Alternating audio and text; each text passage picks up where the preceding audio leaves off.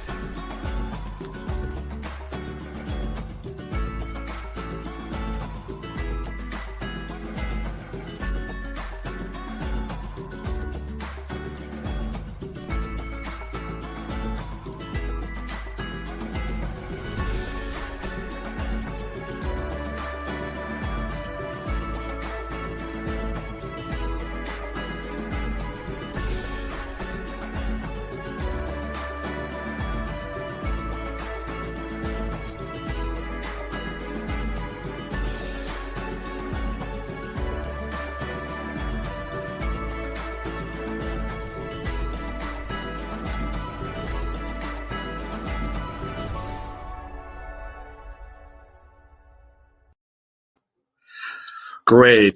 Thank you so much, Bank of America, for your support, for being a Latina champion sponsor for ASED. And thank you to UPS for your support and your strong commitment to diversity and inclusion. Thank you both for your support. All right, so you ready for a thought-provoking conversation on Afro-Latinas in corporate America, a conversation on race and gender. To kick this off, I want to introduce our moderator for our session. She is a history-making Latina, the first Latina ever to be the Chief Executive Officer for the League of United Latin American Citizens, the nation's largest and oldest Latino civil rights and advocacy organization, over 92 years as an organization, and she became the first Latina to lead this organization. Please welcome the Chief Executive Officer for LULAC, the League of United Latin American Citizens, Cindy Benavides. Sid, muchísimas gracias. Thank you so much for having me. Again, mi nombre es Cindy Benavides, and I serve as a National Chief Executive Officer for the League of United Latin American Citizens. I also have the privilege to serve on the board of ACER as one of many organizations that love and care about our community, our corporate sector community in America. And I cannot begin to tell you how thrilled I am to be a part of this panel.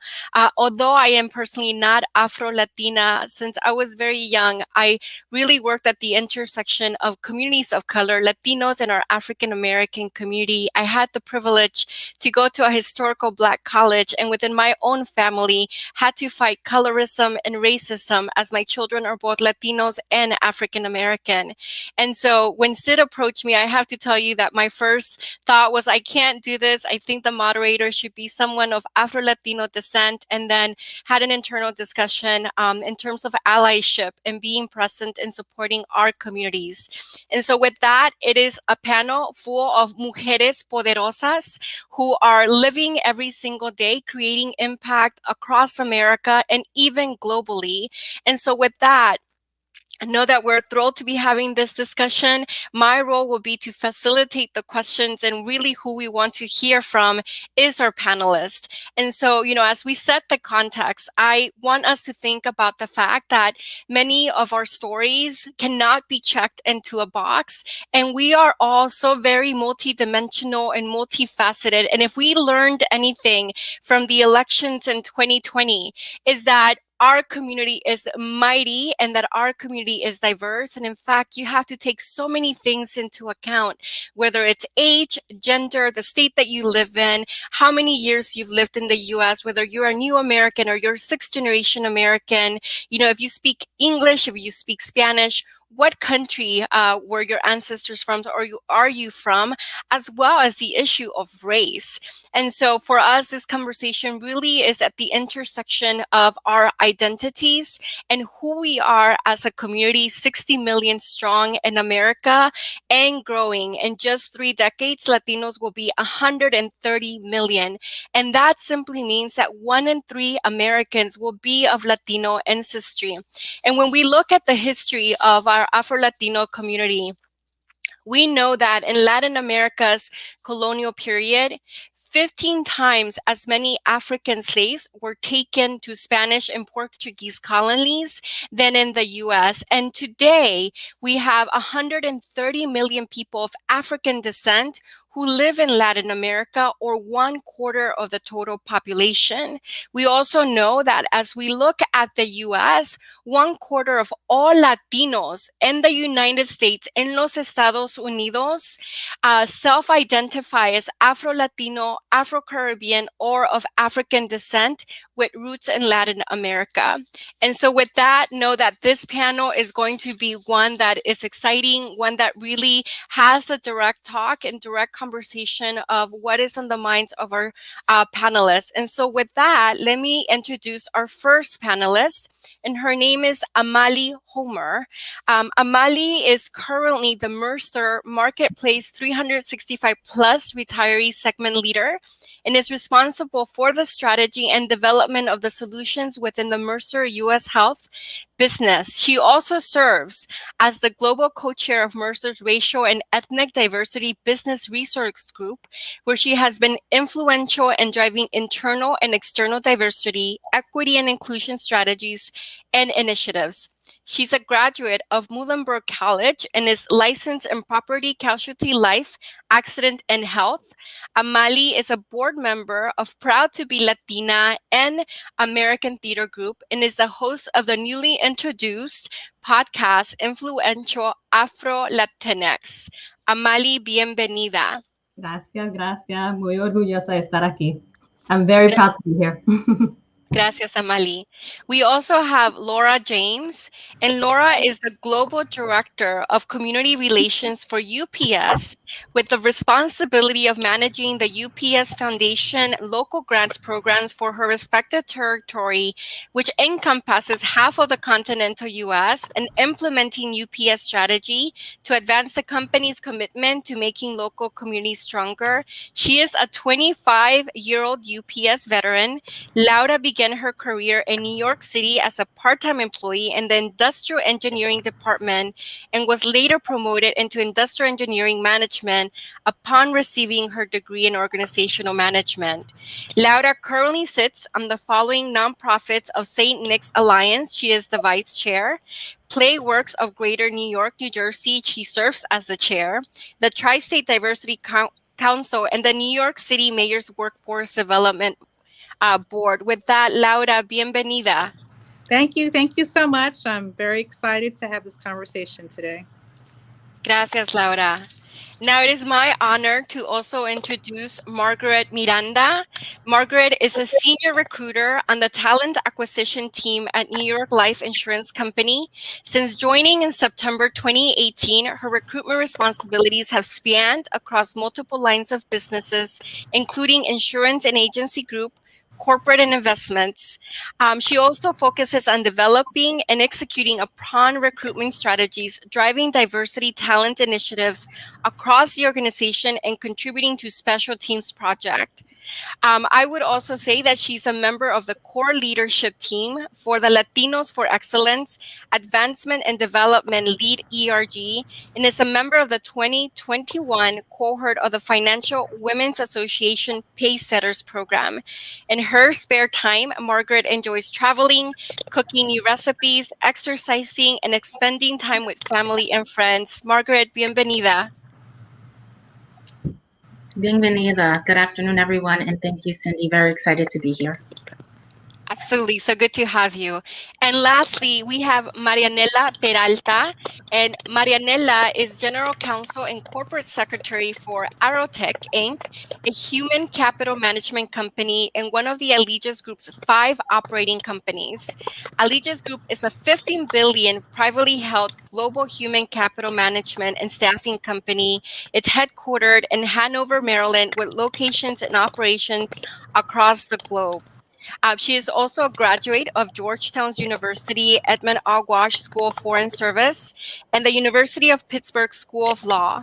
Ms. Peralta is a past president of the Hispanic Bar Association of DC, is active with the Hispanic National Bar Association, and is a founding member of the DC Diverse Partners Network.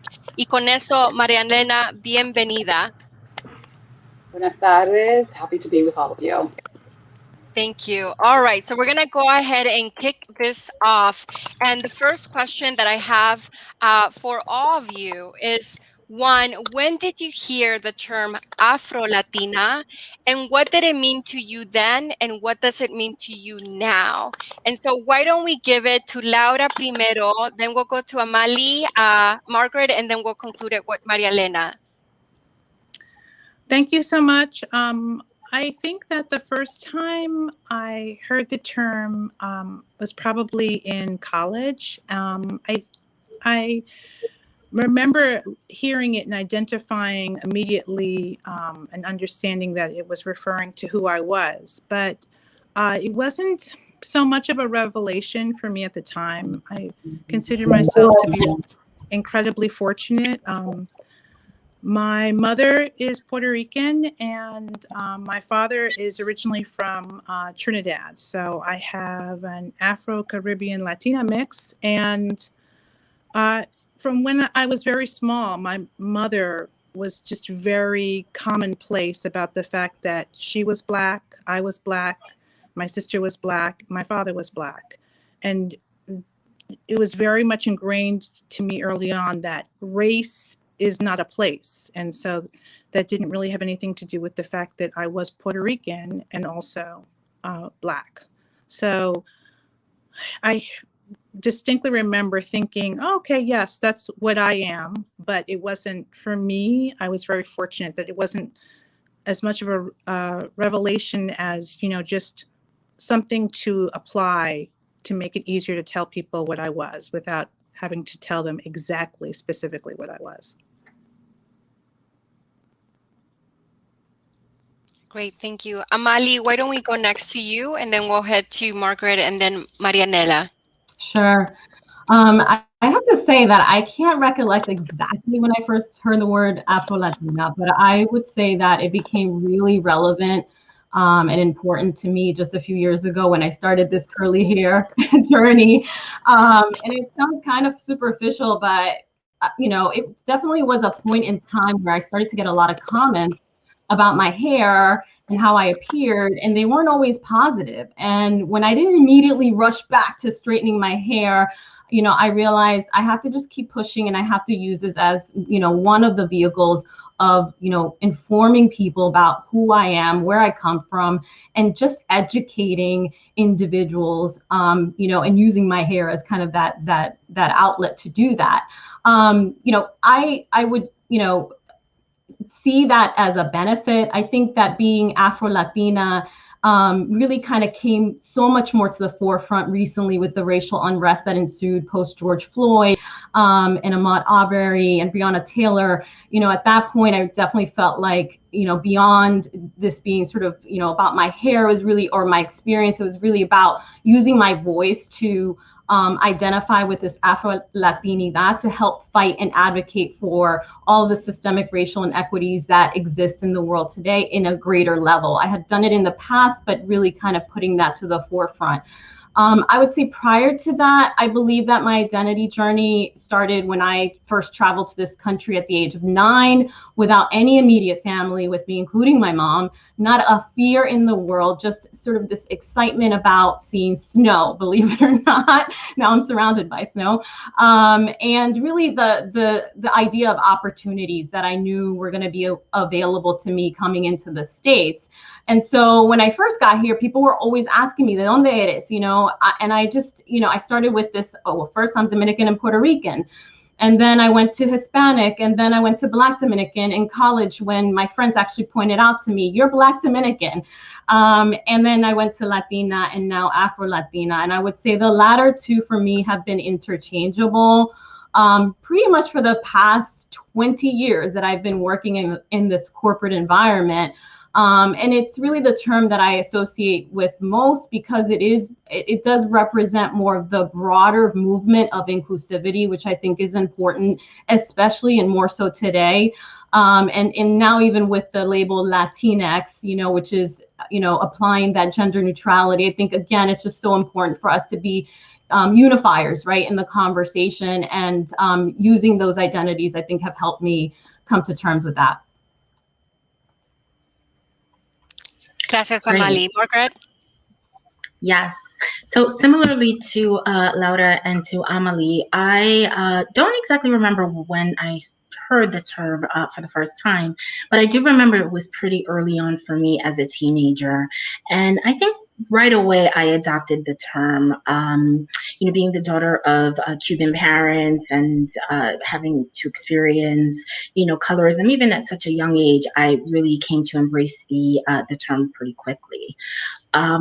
It wasn't until college where I found myself really using the term. Having gone to school in the South in the late 90s, early 2000s, when I went to school, people they didn't know that I was Latina just by looking at me, but they knew I wasn't necessarily African American. So I would always get the question, what are you? Which I'm sure most of us probably have gotten on this call. And so I would say, I'm Afro-Latina. And inevitably I was met with, well, what does that mean? And I said, well, my parents are Cuban. And then people would say, oh, so does that mean your mom is Latin and your father is Black? And I'd say, no, both of my parents are Cuban and I consider myself to be Afro-Latina. And so I found that over the years, it became commonplace that was how I would answer the question. And it did end up being exhausting, if I could be honest. But, over time, obviously I became comfortable with it. And, I was proud to be able to represent both my quote unquote Blackness and Latinidad. Thank you so much, Margaret. Marianela, yeah. I'm going to have to, I think, like the other panelists, I can't remember exactly when I first heard the term. And I think for me, it's been a bit of a journey. I'm the first person in my family to be born in the U.S. And was raised by, my maternal grandmother, Dominicana, her name was Quisqueya. You can't really get any more Dominican than that. And for her, you know, I think to Amalie's point, when I was younger and people would ask, I would say, people would say, "What are you?" I would say, "I'm Dominican," and you know, for my grandmother, it would be like, "No, you're not Dominican. You're American." Right. So, you know, that was, you know, something, you know, it just kind of flows in there. But what I would say is that while I don't remember when I first heard the term or even started really appropriating it, I would say I have two children who are biracial. So I always tell people in my other life, my last name is McCormack. And so where the point at which I really started being very intentional about using the term was when my younger daughter, my oldest daughter, who when she was born, really looked white. And we were sort of living, like we weren't really talking about race much. We were sort of living culturally, you know, having our Spanish food and all of that. But we weren't really talking about race or color. And then I think one day, my then 3-year-old, 4-year-old, just out of the blue, just announced that she was white. And in that moment, it sort of just hit me like, oh boy, like, no, we have to talk about this. Like, it wasn't that we weren't intentionally not talking about it, but in that moment, it became clear that we had to be very intentional about talking about it and celebrating the fact that you know, my kids were brown. And so while, you know, at that point in her life, she has since browned up a lot more, but at that point in her life, you know, what was clear to me is that while she might have viewed herself as white, the world was not going to look at her that way. So over time, you know, and then also just really there was a period of time where I just kind of dove into sort of understanding my Dominican history. My father's also from the island of Curacao. So that's where sort of the Dutch aspect as well comes into play. So, you know, it's been a bit of a journey. But now both my kids are sort of in that phase where they're sort of adopting it too. So it's been kind of fun to see. Mil gracias for sharing your stories and, you know, how you came to identify or learn about this term. And I wanted to shift a little bit. The last year has been a year that has impacted so many of our communities, you know, whether living through this global pandemic or the impact of Black Lives Matter. And I'm wondering, as Afro-Latinas in the corporate sector, how has this specifically impacted you in your work and even in your personal life? And I'll leave it open, not calling on anyone, for whoever wants to jump in. But if I have to, I will call on you. So I'll jump in. I think that being in New York City, where I'm based and where I'm from, the intersectionality of COVID and everything that's happened with the social unrest in this country, it has not necessarily pushed the topic of my racial identity or that of my family's to the forefront, but I find that it's made people around me so much more acutely aware of my identity and how I fit into the narrative of everything that they saw going on around them.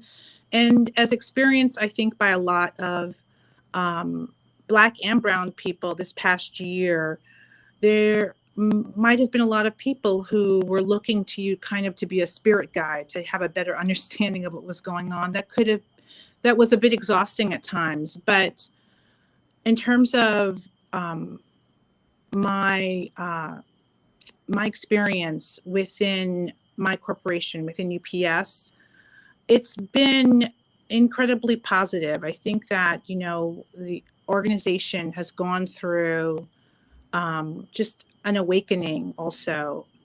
There's always been an emphasis on diversity and inclusion, but just bringing equity into the discussion and having an inherent sense of the biases around the organization and trying to do what they can to hold back that tide and educate employees as much as possible has been very refreshing. And I think that that is really what's needed, you know, an acknowledgement of the incidents that have happened, how people feel, their emotions, and that has made all the difference for me. And I think that, but I think that this past year, though, has allowed people to understand that there are things you can't take for granted. You can't take the inequity, the lack of justice for granted, because at some point people reach their their boiling point, and I think we saw that this past year. Absolutely. Yeah, I would agree with all of that. I like to start by saying Black Lives Matter, right? And I think that that was such a charged thing that happened, I think, you know, over the summer, where people were trying to reconcile with that and find their way or their voice in that conversation. And so for me, it started with Black Lives Matter. That is what we all have to own. Systemic racism exists. And I think that, you know, ourselves within that context, Afro-Latinos within that context, we understand that experience very well, and we have a clear lens on it. And many of us are battling with that and the inherent challenges that come with it head on in our corporate environment as well. But the current landscape with the pandemic hitting the Black community in such a devastating way, and the racial tensions and the unnecessary killings that have come with it have been heart-wrenching. That's, you know, at least the impact that I have felt. I think that with that notion, you know, I think Afro-Latinos need to be fully cognizant of what that impact is and what it means on the Black community, and that it does continue to be traumatic. You know, every time, you know, I read a health stat that every time a Black person's exposed to a killing of another Black person, or even hears about it in the workplace, it takes 14 poor mental health days to recover. So if you're hearing that and seeing that back to back, I mean, that it's just, the impact is very traumatic. And through all of that, people have to, you know, everywhere, people have to go into their work environments and keep things moving, and the work continues and the responsibilities continue. And these are real situations and experiences. So, you know, I think it has been refreshing to see organizations step up and commit to making purposeful change in terms of addressing racial injustices. You know, at Marsh McLennan Companies, our CEO, Dan Glazer, came out strongly just days after the killing of George Floyd with clear actions on how we would influence the journey, a clear focus on promoting efforts and investments tied to Black colleagues in the Black community. These commitments, you know, included things like establishing a race advisory council, which I'm honored to be representing as an Afro-Latina, the only Afro-Latina. And so that gives me, you know, a platform and a forum to not just speak about, you know, sort of the Black experience through a Black American experience, but through the Afro-Latino lens as well. But within our organization, we're also leveraging the data analytics from our own suite of D&I tools and consulting services, internal market labor information, just to really be informed on tangible ways that we can address, you know, these systemic racist disparities. And really, bottom line is that there's no place for hate, you know, and I'm happy to see this expectation is being set from leadership, from the top of organizations. So I'm hoping that this aggressive approach continues. I think it's a journey, and I'm hoping that it's not a trend or a fad, that it is something that is sustainable. And us, Afro-Latinos and Afro-Latinas, have a place in that, to absolutely change the landscape, to hold our leaders accountable, to become active supporters of the Black Lives Matter movement and be drivers of change. And I think that's where I see the most meaning, at least for me, in this movement. Thank you so much, Amali and Laura, for sharing that. Now, let's talk about colorism and its microaggressive manifestations within the Latinx cultures. What have you experienced from others who identify as Latinx in response to your Afro-Latinidad, and how has that changed over the years? And Margaret and Marianela, why don't we ask those questions of you? Sure. You know, I would say, I mean, I can't say that I've experienced, a lot of direct aggression, but, you know, um, I just think there's a lot of misunderstanding and just a huge, there's just a lack of education overall, right? I think certainly as a nation, we don't, we're not doing such a great job with our history, whether it's African American, there's what we know generally, and what the children and we are taught as children in school, and here the people who are in the pantheon, right? And even as we're taught those, there's those that sort of fall in the Black American, side, and then we have, the folks who are on the, on the Hispanic side. But you know, it's just over time, those conversations. It's very hard to kind of have those conversations because a lot of them sometimes are, they end up being, the cultures even within our own communities are so different, right? And so, I think when I've experienced that in the workplace, and to the extent that there have been, like, sometimes with different ERGs, I think in certain parts of the country, when people think of Hispanic, they think primarily Mexican American. And so depending on what part of the country, you're in, you may not quite fit the sort of the bucket of what others, certainly in the company, think is a Hispanic person, right? Mm-hmm. And so, I mean, I worked at Walmart for a number of years. And while at Walmart, I belonged to both Hispanic ERG as well as the African American one. I think I sometimes, sort of in the corporate context, and in the sort of the building of the networks that we need in order to be successful, and in corporate America, do you belong to Alpha, or do you, I mean, so many of my friends, they've gone sort of the Jack and Jill and the Lynx and the AKA and the Delta route, right? I went to a college that didn't have sororities or fraternities. So, and to be quite honest with you, when I went to college, I grew up in the inner city from Washington Heights in New York. I didn't fully understand, in my mind, it didn't feel like something I wanted to necessarily be a part of. But certainly, as we all know, as folks in corporate America, those are also resources and networks and places, safe places, and safe spaces, that are available to women of color. And so I think for us, sort of, managing our ways and maybe sort of integrating more with those is something that we probably need to do a little more of. In terms of the colorism, we grow up with a lot of that. I think a lot of that is happening within our families.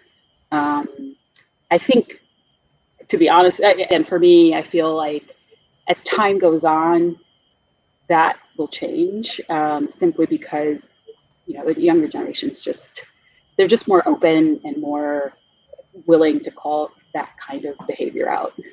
Mm-hmm.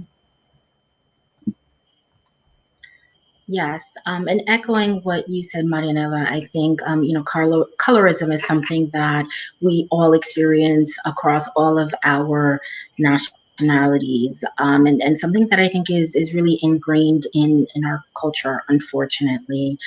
But I think that, as you mentioned, over time, with education and awareness, it's something that has, at least in my career, I've seen has shifted quite a bit over the last almost 20 years.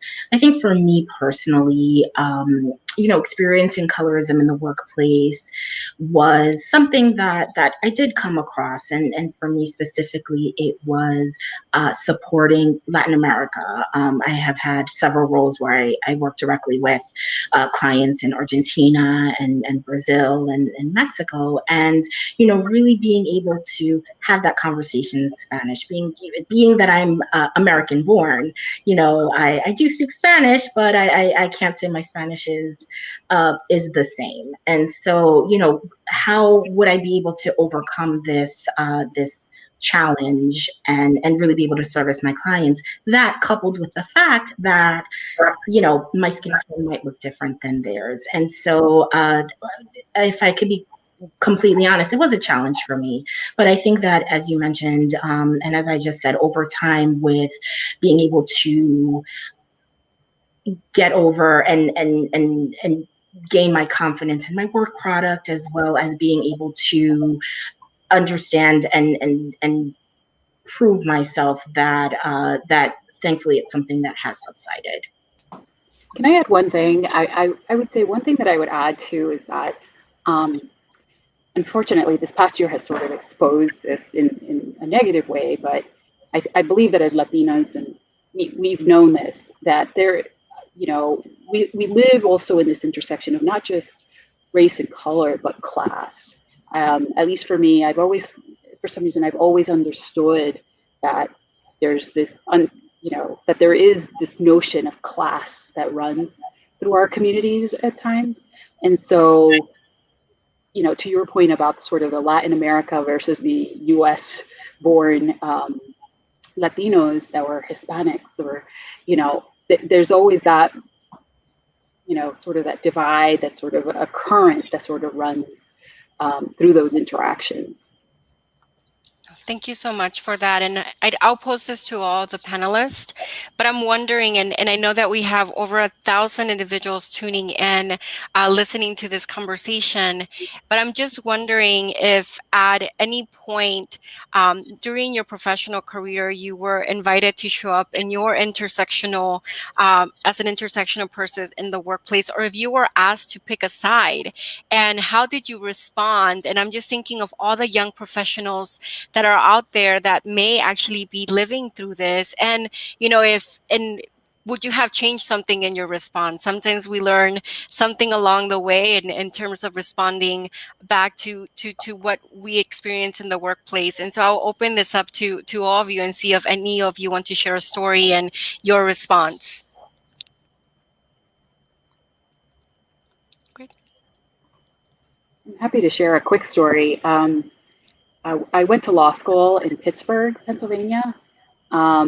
And in my law school class, there were only, that I know of, there were only 2 Latinas, or 2 Hispanic people of any gender. And the other person did not identify as a Hispanic or female, really. And so, I was involved with the Black Law Student Association, known as BALSA, and very active, and doing all sorts of things in support of the organization. And I don't know, I believe it was maybe my second year, I decided to run for office in the organization. And it was one of these things where, like, right at the point at where a vote was going to happen, a member sort of asked for a point of order or something, and then sort of introduced the whole notion of, like, that I was not African American or that I was not really Black.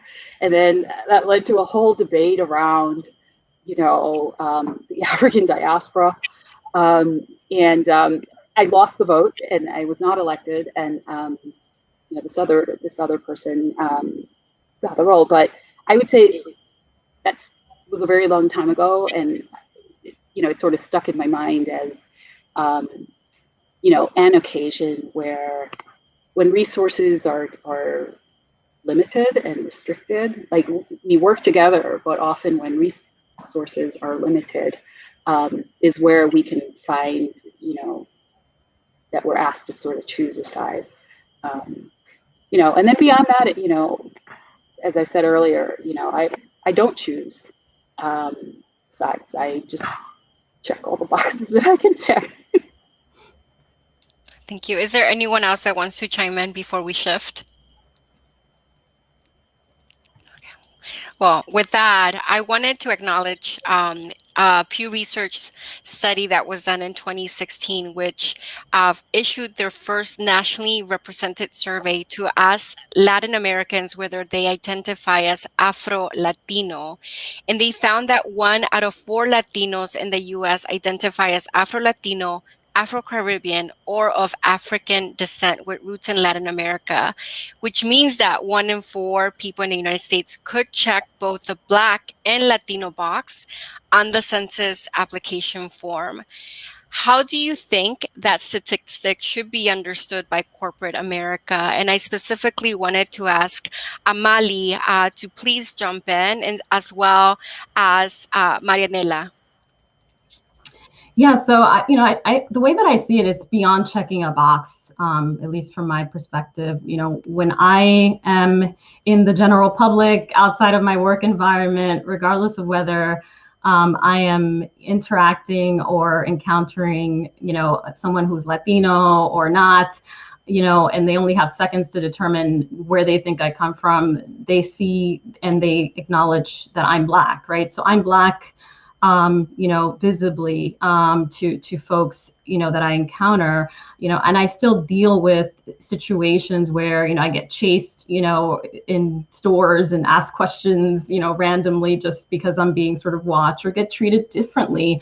I had a situation when my kids were younger, people would assume that they're now 16 and 10, but at the time when they were younger, people would assume that I was a sitter. And, I would just kind of base it back on, race, and people were just making these general assumptions, and I just, today I have to have the conversation with my children about, how they need to behave and, conduct themselves in public, because they're both visibly, brown, dark skin. And so, I think that I have to deal with that, externally, right? In the corporate environment, certainly it's the flip side. I've spent 20 years in this organization. Many know me, and understand what my background is for the most part. So if it's a little easier, but I know the struggle exists, in terms of how people show up. It's in the data, right? 76% of Latinos don't bring their full self to work.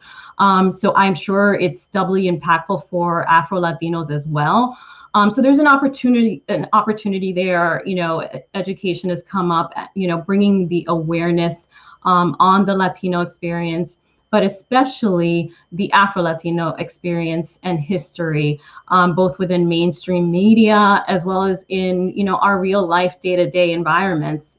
These are real experiences that need to be contextualized in a greater way. I still see many Latino events and panels even where the leaders that are being represented are mostly non-Afro-Latinos. And these, Afro-Latinos are doing amazing work, just like the people that are on the call today, and they're serving in all industries in all different capacities. And so this has to be brought to the surface in a greater way, not just on, Hispanic Heritage or Black History Month, right? It's got to be a sustainable deliverable. And so that's why, there was the mention on my podcast. I'll shamelessly plug it again. But, I introduced this podcast so that I can create that sustainability. Hopefully more will come out of that, with others introducing more visibility into the Afro-Latino experience. But I really wanted to focus on elevating the stories of influential Latino leaders, Afro-Latino leaders, to have them talk about and really educate our Latino community as well as others, on the rich culture that that we bring to the table, and of those who identify as Afro-Latinx. The podcast again is called Influential Afro-Latinx. My first guest, the podcast, my pilot was released in October. My first guest was Marco Davis, who's the CEO and president of the Congressional Hispanic Caucus. Phenomenal discussion. If you haven't listened to it, please tune into it. My next edition is due out on Dominican Independence Day. And it's going to include an amazing, phenomenal Afro-Latina And, I think, look, this is an opportunity for us. There are 130 million people of African descent living in Latin America today. There's 6 million Afro-Latinos in the US. So corporate America and the macro environment really need to pay attention. In general, it's an important demographic, and it's one that we need to continue to elevate and support and recognize. Mil gracias, Amali. Marianela? Yeah, I would just briefly add that I think with the events of this year, companies like, today's sponsors, Marsh and the companies that we represent, there's a lot of companies that are sort of further along in their diversity journey. And then there are lots of companies that are still closer to, if you had to do 0, sort of 1 to 10, there are those that are closer to, the 2 and 3. And so, it's a nuance that I think right now, corporate America is only really starting to grasp. Because again, I think, visibly we fall, we're all technically sort of the same. We're Black, right? But I think the potential miss in not sort of, in companies not sort of leaning into the nuance is that, the perspectives that we bring from 2 entirely different cultures, and to the extent that, our companies are investing, are looking for buy-in, are looking to sell their products, are selling their services, people like us can, sort of bring just multiple perspectives to the table. And I also think that, we can also be real sort of unifiers, right? Because, I don't know about you guys, but, I've got madrinas and I've got, soul sisters. And so, and they will, as we saw, certainly on behalf of Kamala Harris, we will activate. And, and last thing I would say is, just because Kamala Harris's election to vice president, I thought for me was really meaningful, particularly on this issue, because in my mind, I felt like, well, we know that the African American community has fully embraced her. And here's someone who very clearly has immigrant roots that are not, so long ago, and roots from an island, right? It just so happened that the island that her one parent came from was English speaking as opposed to Spanish speaking. So, my hope is that, as people sort of navigate the, sort of the complexities, that, having her as a role model will really help people sort of shift their thinking. Thank you so much for sharing that, Amali and Marianela. In the article Uncovering Talent by Kenji Yoshimo and Dr. Christine Smith, they talk about, quote unquote, uncovering or downplaying certain aspects of one's identity, which is widespread in today's workforce. And again, that article is called Uncovering Talent. And we're talking about, quote unquote, covering. So one study found that the majority of people, all groups, ethnic backgrounds, practice some form of covering at work, and this also includes our LGBTQI community. Can Margaret, you and Laura share a story about how you have chosen to uncover your Black and Latina identities at work? And what kind of response have you received when a coworker realizes your racial and ethnic identities are different from maybe what they perceived or assumed? Sure. So I think one example for me that, again, I've been experiencing throughout my entire career is my hair. And Amalie, I know that you mentioned it earlier on. We, I think, are fortunate that we have the ability to be versatile with our hairstyles. But early on, I would always wear my hair straight. It was rare that I would wear my hair curly in the office. And when I had to, if I was coming back from a vacation or whatever the case was, I would always be nervous about it. And I would be met with questions. And so early last year, I went on a long international vacation and I tried to figure out what was I going to do with my hair. And I decided I wanted to get it braided. But it was a very difficult decision because of the perception that I thought that I would receive in the workplace, but I decided to just go with it.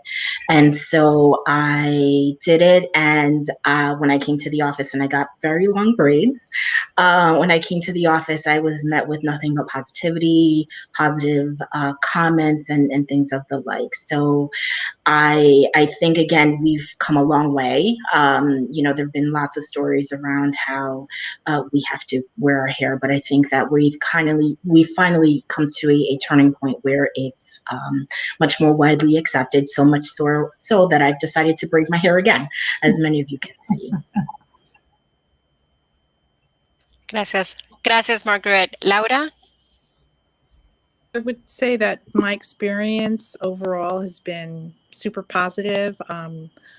And let me just add the caveat that I work, UPS is a place that has very few shortcomings, but one of them happens to be that this is a corporation that's 80% male still. So when you're in an environment where you're quite often one of the only or a few women, there that comes with a lot of challenges, but there's also a freedom in that because there are all these men around you that would sooner die than comment on your appearance at all.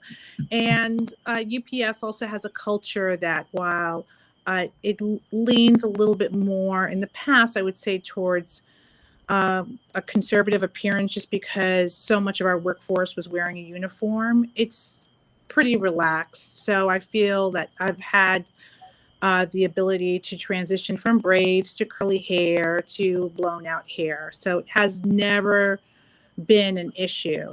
I will say that I have one small anecdotal experience with someone at the time that was a person I reported to. And this person is no longer with the company, but for a long time, like many other organizations, early on, I was only able to check off my race. I wasn't really given the option to check off another box to indicate my Latinx heritage. And when the forms did update and something had come up, I remember telling this person, I'm Puerto Rican also. And he was a white male who was really taken aback by that. And he said, well, how come you've never checked off the Hispanic box? And I said, well, because I'm assuming if you're asking me about race, you want to know what my race is. And so I would check that off. And we went back and forth for a while because he couldn't understand why I would have not just checked off Hispanic and ignored checking off Black. And it began to feel as though he felt that I was trying to hide something and benefit in a way that he thought checking off Black would, rather than just checking off what was at the time the Hispanic category. And I think that a lot of people who don't have experience also with Latin American countries and the Caribbean, the idea that you don't have to be defined by one monolithic description is hard for them to wrap their heads around. And I think it's a consequence of ignorance that's really true of so many other people's stories, as well. It's, there are fewer and fewer people in this country that can just say, I'm 100%.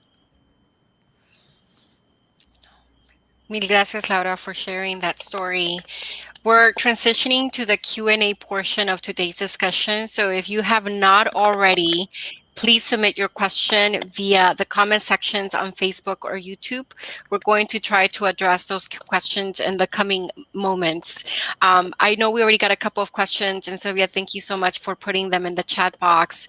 So this question is coming directly from the audience. Thank you again for tuning in, for the 1,000+ of you who are joining us this afternoon. So this question is, how could or should companies design diversity targets to include diaspora, racial differences within ethnic groups when implementing their D&I goals and strategies? So for example, should they track Latinos and Afro-Latinos as different corporate metrics, African Americans and Africans as distinct identities? And so, let me shift it over to Amali, and then I'll loop back around with the team. Sure. So, it's an interesting question because, a lot of the emphasis, particularly, post, the events that happened over the summer and over the past year, the focus has been on identifying areas of focus within the Black community and addressing, disparities within our Black, colleagues and employees. And so I think that there's relevancy there in terms of understanding the challenges that exist there. What you'll find is that, could you do, an analysis on how Afro-Latinos are matching up against, any sort of internal labor market study on the Black sort of corporate experience, and see how they match up? What you'll learn is probably that Afro-Latinos in that experience are very similar to those of Black colleagues and Black employees. And so,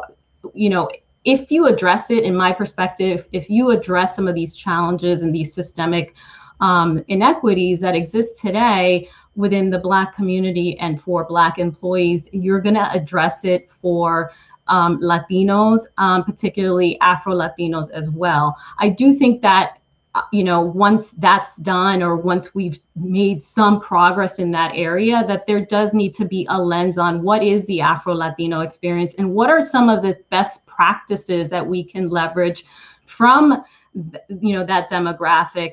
I really do see the conversation that came up earlier around, we are unifiers because we are marginalized in so many different ways, and Afro-Latinas especially, that we can bring a lot to the table in terms of the things that we've been sort of hard-coded to deal with, right? And that no one's necessarily paid attention to. And so those are areas of opportunities that can be applied in terms of addressing initiatives, instituting initiatives that can address some of those challenges that exist today for the Black community. So that's where I see, some advantages and some areas that we can leverage, the Afro-Latinos to help in terms of addressing some of those systemic issues and biases that exist. Gracias, Amali. Margaret, why don't you jump in here in terms of this question? And again, it centers around, what can companies design in terms of diversity targets to include the diaspora and racial differences within the ethnic group. So for example, tracking Latinos and Afro-Latinos, or the other example that was given was African American and Africans. Sure. And I think very similar to what Amelie said, it can get very granular. I think that many of us do have a lot of the same concerns and same struggles, and really trying to ensure that our corporate, our professional needs are being met. And so from a tracking standpoint, I would really say that where it would really start is having a conversation with senior leadership, making sure that senior leadership does understand, what those needs are and what the opportunities are in order for individuals of the various different diasporas to ensure they're getting the resources and the support they need in order to be successful in their careers. Thank you. Laura or Marianela, do you want to include anything else in terms of that question, specifically in terms of what corporations could be doing to better have D&I strategies that capture our groups? Yeah, I mean, the only thing that I would add is, it's sort of a lawyerly answer is it depends. Again, if, for example, let's say using, even UPS and Bank of America, the two sponsors today, what are the goals that they're trying to achieve as companies, right? And so, for example, when you're talking about, let's say, a bank and you're trying to expand, right? What are the communities where you're trying to expand, right? If you're going to be opening new branches in, parts of New York City that are, primarily Hispanic or Latinos, it would behoove you to understand that, that the communities are split and that you're going to need, to the extent, I mean, we're in COVID times, but to the extent that people would have been going into the bank and talking to a teller, that you're going to need people who speak Spanish, right? Or if somebody's going to be calling, the help desk over the phone, that there's a, for Spanish, press 1. So, there's definitely opportunity. Honestly, I think for as much as this concept of Afro-Latinas and Afro-Latinos has existed for a long time for us, it's not, I don't get the sense that corporate America, at least, well, beyond the big companies, right? Like, I think the bigger companies probably have a better sense, but there are a lot of companies in corporate America, and I would say that a lot of companies are just not, it's a level of sophistication that they're not there yet. So, but I think if they start with ultimately, like, what is the business goal? What are they trying to accomplish? Then, how they implement the D&I would actually sort of mesh with that. And it would make sense as opposed to, questions or discussions around improving numbers. Gracias, Marianela. Laura, did you want to jump in here as well before we shift to another question? Briefly, that I keep thinking about our employee resource groups and how giving people the avenue to bring their total self to work only results in the positive. Only resulting on this panel, it was promoted and pushed out by our Latino employee resource group and also by our African American resource group. And I think that when you allow people to amplify who they are completely, not just in the specific little box that you want them to fill in, the organization allows people to use what makes them unique to benefit and help grow the organization in the best way. Gracias, Laura. Another question that we received directly from the audience is, do you feel that you value our Spanish language more in the U.S. as Afro-Latinas? Do you view it as an asset or a barrier? Definitely an asset. Agreed. Yeah, definitely an asset. I mean, I think for me, my name doesn't necessarily give away that I'm Latina. And like I said, when people encounter me for the first time, they just assume, they make their own assumptions. They usually tell me what they think I am. And so, I think, especially for the Latino community, for me, it's really meaningful when they know that I speak Spanish. Like, I feel like a wall comes down right away, and there's this immediate connection and this openness, and so, yes, I know that we've talked about sort of belonging and acceptance, within different demographics, but, I would say once that wall comes down, there's this, like warmth, this hug that happens, that I feel like I'm with family and I'm immediately, I'm in. But, the language to me has been pivotal. And I recognize that even coming into the States, because, I only spoke Spanish when I came to the States. I came into an ESL program, which I actually thought was set up just for me at the time. It was a small group of Latinos. And I realized that while we were in this group, the rest of the class was happening behind us. And I saw my language almost, while I had this great group of people that became really good friends, I felt like there was this barrier, to me getting to know other people. And so just to kind of flip the paradigm on the Spanish language, yes, I appreciated having the Spanish language, but then I realized, gosh, I got to fast track learning English so that I can make friends with everybody else. And so, it became kind of this like power tool or the superpower for me that I could speak both languages, and that allowed me to get along with everybody. And I tell this story of my son who actually was going through this like really difficult middle school year experience. And I kind of started to see him having similar challenges as an Afro-Latino. And he was like complaining every day, I'm not making friends. I'm not, just kind of baffled by the situation. And then like days before his graduation, he goes, I get it. I'm friends with everybody, Mama. And I was like, okay, whatever. I just kind of moved on. Go to the graduation. They're about to say his name. I'm about to like make a fool of myself and scream out his name. And they say his name, and the entire gymnasium just roars out his name, drowns me out completely. And my husband and I are in total shock. And it was in that moment that I realized he made the connection in terms of, what his role is, being Afro-Latino, how he identifies that with unifying with others and connecting with others in this kind of higher level way. And that's how I see it. And I do think the language is pivotal to making that even stronger. And so I completely agree that maintaining the language is important. It's harder though to teach your kids.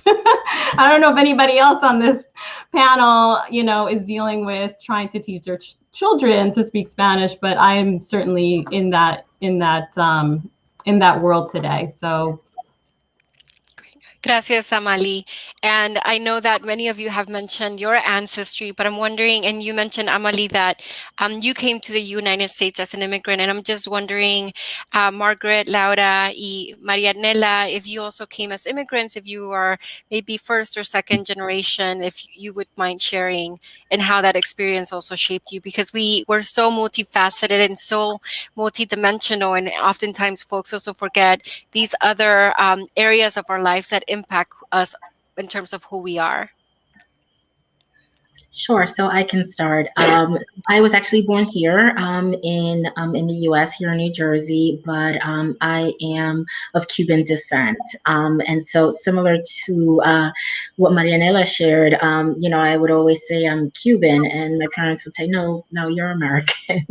And so, I think that, that's something that I've always been proud of sharing. And I think that because of, some of the political circumstances with Cuba, that has always been people have been intrigued about sort of being Cuban, tons of questions around that. So it's something that I think I've always worn proudly.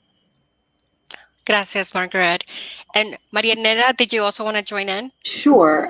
So I was born in New York City, and I think I may have mentioned earlier, I think I was the first. I'm the first person in the family who was born in the U.S. Grew up in Washington Heights, which is a really big Dominican community, as well as in Providence, Rhode Island, which is another big Dominican community. And so, I've always lived, as a young person before I went to college, always in communities where Spanish was the language. and in fact, didn't think that was unusual until after I left. It's like, hey, but, and then I went to, as I mentioned, I went to law school, and my grandmother was shipping me via UPS food, like, super wrapped in papel de lonche, overnight. So yeah, and I would say, as Amalie has also said, keeping the Spanish is a challenge, particularly when you don't live in community. As many of us sort of move away from where we grew up, we just don't have relatives nearby. So if you can speak it, pass it on. I think in the workplace, particularly if you do international work, I do international work, it is something that's very valuable. Thank you so much for that. I know we're coming to the end. And so with this last question, if we could do maybe like a quick 1-minute response, and I'm going to kick it off with you, Laura. What would you tell a young Afro-Latinx woman coming into her career on how to handle race and gender situations in the workplace? I would tell her to always carry herself with pride for the strength that comes from her diverse background, and to really make sure that she understands the currency of what that's worth, and to go places and strive and work towards her goals in organizations that will value that and only that, because you don't have the opportunity to live up to your true potential unless you can bring your 100% authentic self to your workplace and your profession. Gracias, Laura. Margaret? Yes, I would tell her to be her true self and to be confident. I think that many of us have probably experienced our challenges, throughout our careers. So I would also say to seek a sponsor or a mentor, as she's becoming who she is in her professional career, because we have all had help along the way. And I think that because of the challenges that we have and will inevitably face as Afro-Latinas, to be able to have that person to guide her through. Gracias, Margaret. Maria Nela, why don't we go to you next, and then we'll end it with Amali. I would echo what my co-panelists have said. Remain optimistic, be innovative. I can say I've given this advice because I have a daughter who's in college right now, who's among all of these intersectionalities is also LGBT and is an athlete, recruited athlete. And so,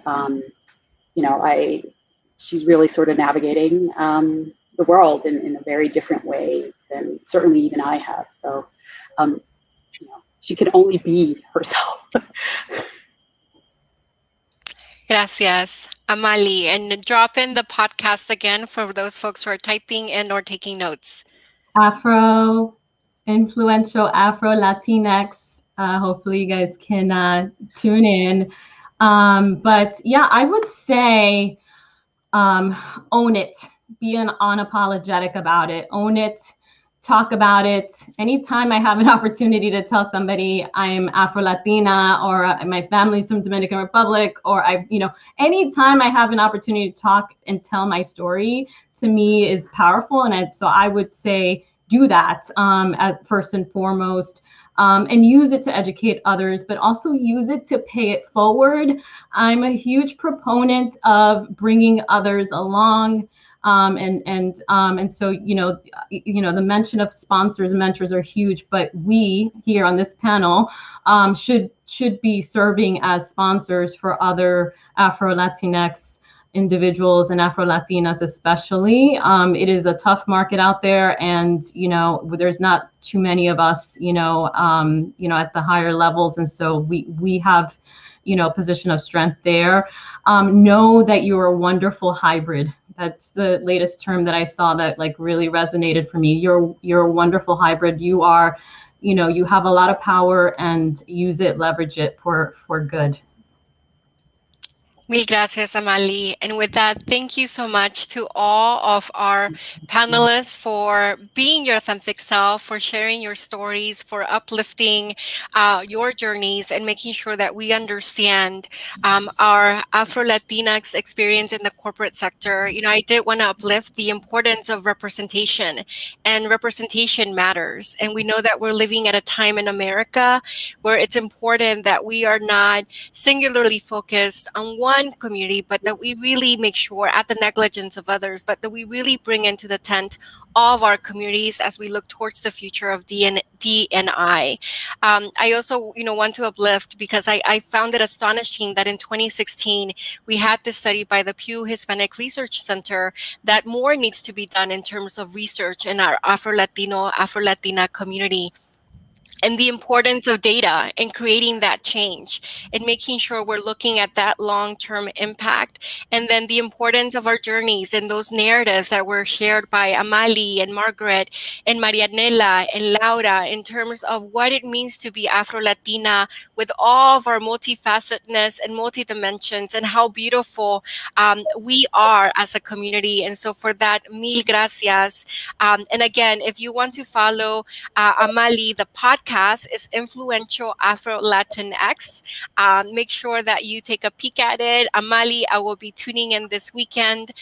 With that, I'm going to turn it over to Sid Wilson, our fearless leader at ACER. Sid, thank you for your leadership. And I think a learning lesson from this series is that we need a part 2, because we were not able to get to all the questions that were submitted online. Gracias again. It was an honor to be the moderator for this panel. Gracias, Sid. Well, thank you, Cindy, and also to thank you for all the participants. Again, Cindy Benavides, the first Latina CEO for LULAC, League of United Latin American Citizens. Thank you for moderating. And Amelie Homer from Mercer, Laura James from UPS, Margaret Miranda from New York Life, and Manila Palata. So thank you so much for your support and for your participation, and for really keeping it real. These are the kinds of sessions that are so greatly important when it comes to bringing our authentic self in everything that we do. And so again, thank you to all of our panelists, and of course, Manila Palata from Aerotech.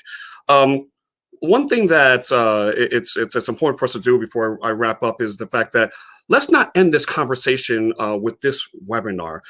We don't talk enough about Afro-Latinas in corporate America. We encourage you to share this with your companies during Black History Month, during Women's History Month, during Hispanic Heritage Month, and throughout the year. Because doing that, we can create a much more inclusive environment and inclusive culture for all of us. But thank you all for participating, and we appreciate your support of the Hispanic Association on Corporate Responsibility. And I want to leave you with a preview of our webinar. So next month, we will be hosting our second annual Latina Empower Her Summit.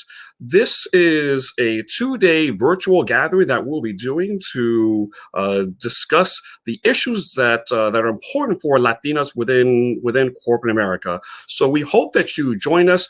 Make sure that you follow us on social media as you learn about the great lineup that we have, and as well as participating in all of our other programs. So I want to say muchísimas gracias a todos. And with that, we're gonna go to our video. And with that, thank you all very much, and we hope that you join us for our next ACED webinars and our ACED programs. Thank you very much.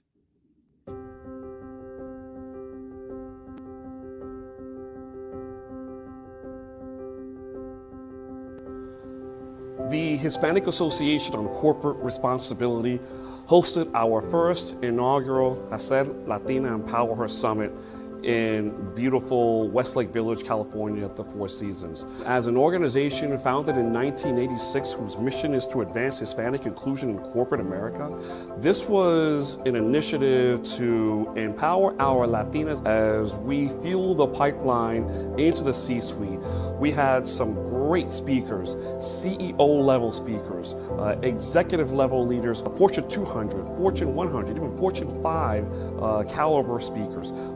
But not only leaders who understand what it takes to become an executive, but also understanding how to be our authentic selves. So I'm very honored and humbled to be invited to be part of this. I feel like your madrina. I feel like your godmother. So the question is, how do I endure? You need to find, in my case, the right support system. For me, it's daily prayer, support and help from my husband, family, and friends, mentors, and my own board of directors and people that help me. We talked about mentorship, sponsorships. We talked about board readiness. We talked about having a good strategy. We also talked about the importance of making sure that we're connecting, that we're networking, that we're getting to know others that are also rising up the corporate ladder. As a Latina, I bring a different perspective. Diversity of thought is important in any decision-making process. I bring my familiar experiences, the things that are important to me as a Latina. Corporate America needs Latinas. America needs Latinas, and that's our mission, and this program is a first step to making sure that we are investing significantly in the present and the future of Latinas in corporate America.